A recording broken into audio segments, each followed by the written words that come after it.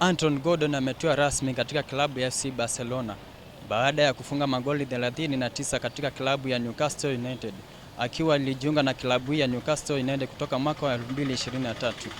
Kwingineko, Marcus Rashford anapigania kubaki katika kikosi ya timu ya FC Barcelona baada ya kuwa na msimu mzuri katika klabu ya Barcelona, ambapo aliweza kufunga magoli 18 ikiwemo bao muhimu dhidi ya timu ya Real Madrid, ambalo liweza kufanya timu ya FC Barcelona kuibuka washindi wa ligi kuu ya La Liga.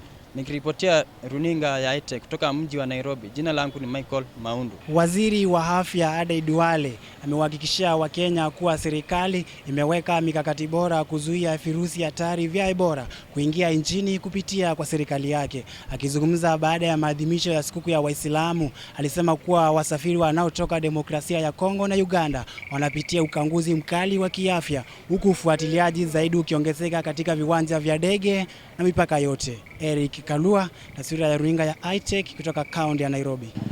Wow. The country is still in shock as 16 girls from Utumishi Girls Academy have just died. The investigations are speculating that a mattress might have been intentionally lit up. The police are doing everything to ensure that the puzzle has been solved.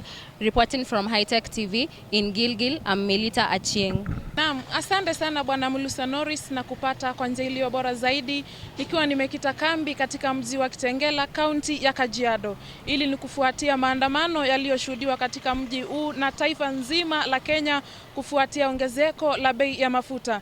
Na ikumbukwe kuwa katika mji wa Kitengela, vijana wanaofahamika kwa lugha nyingine kama Gen Z walijitokeza kwa idadi ya juu zaidi ili kulalamikia ongezeko la bei hilo la mafuta.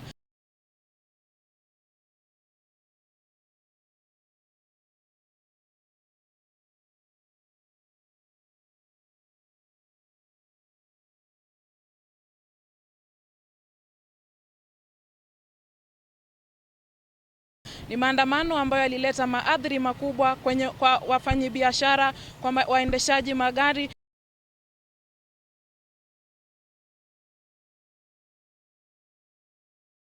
Lakini kwa sasa shughuli za usafiri na biashara zinaonekana zikirejelea kama kawaida. Kwa sasa nipo katika kituo cha mafuta cha Rubis, ambapo petroli inauzwa kwa shilingi 214 huku dizeli ikiuzwa kwa shilingi 233, ishara ya kwamba bei ya shughuli za biashara na uchukuzi zimerejelea kama kawaida.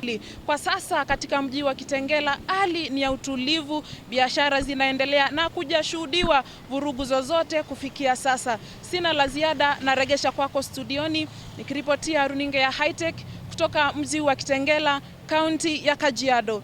Jina langu ni Eunice Mutua.